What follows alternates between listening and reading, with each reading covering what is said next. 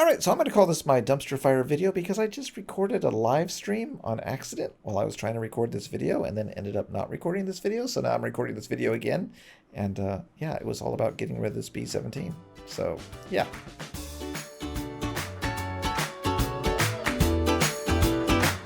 Alright, so this is the B17 that I've been working on for maybe a month or two. I don't know. I lost track of time. And we are getting rid of this one. This is the old version now.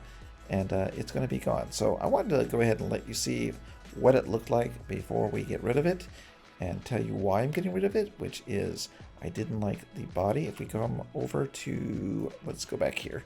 If we come over here to the back side, I didn't like how this looked.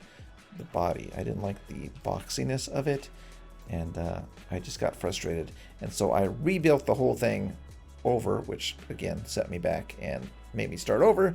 But, you know, at least I had most of the logic done. Most of all of the logic done. You know what I mean. All right, so anyways, we're just going to go ahead and take a quick look at what we had inside this plane before I show you the new one. So we had a bunch of radiators, which I don't know why I overkilled that, but I did. And then we have the old aircraft engines. And this was doing 139 miles per hour. So what I'm going to show you now is the engine that I built for the new B17, which was for the modular engines version 1.0. Let's go into the editor. All right, so when modular engines were released, I shouldn't say everybody, some people had issues with cooling. I would be one of those people.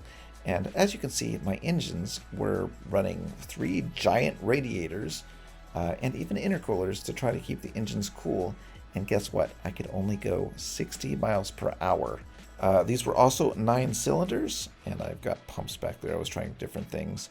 But yeah, so 60 miles per hour, giant radiators, and all in the wing. So thankfully, the devs went back and patched the cooling, and I think even the engine power. And let me show you what the new engines look like. So we're in the editor, and as you can see, the new engine here has no pipes coming out the back, and there's no giant radiators connected.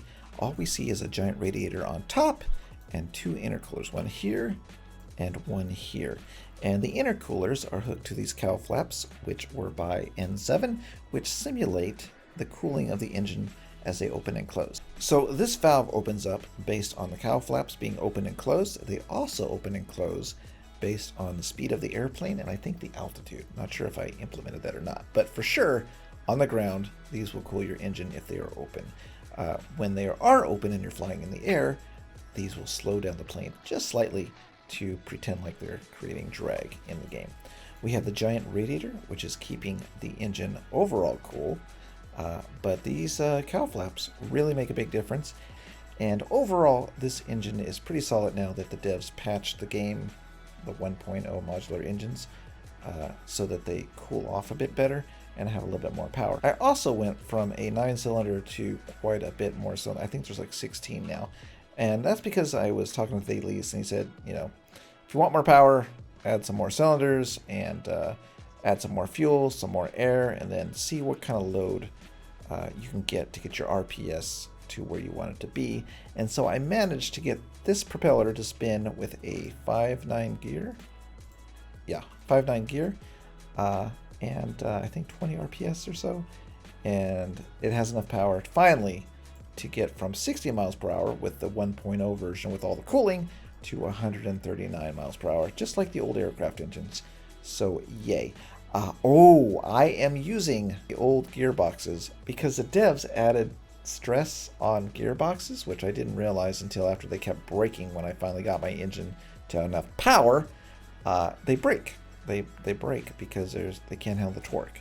And in order to use them, you're supposed to use a clutch and slowly release the clutch and all that crap, but it didn't even work doing that. And then it messes up the whole thing of the B17 having the flywheel start the engine where it spins up and then the clutch engages and it flips this prop to start the engine. So yeah, so I don't like the stressful gearboxes. I don't get it. I don't think it's a good feature.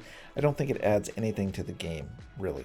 It just doesn't. So hopefully they don't change the old gearboxes to add stress or take them out completely, because that would break this plane. So this is a new engine and it does make the B17 fly, so I'm happy with that. and hopefully nothing changes in the future to break it. But for now, loving it, and yeah. Let's get out of here. Alright, so I just wanted to show you the engines today and show you what a dumpster fire my B17 was, and also the dumpster fires that are happening in the, the workshop, are because people are protesting the Stormworks Discord because they're getting banned for their critiquing or their opinion.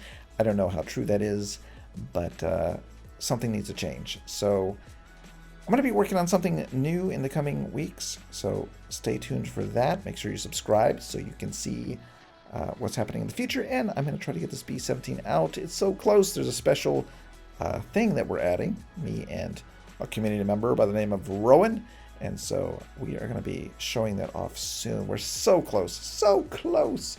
I'm actually going to go ahead and open this door and give you a preview, not really, of the B17. So let's go ahead and open the door and say, if you haven't done so already, go ahead and hit the bell so it goes ding dong when I upload a video. And if you have subscribed, please consider doing so. And I will see you next time. Are you going to see the B17? You did if you saw the live stream, but I'm going to cut it off right now.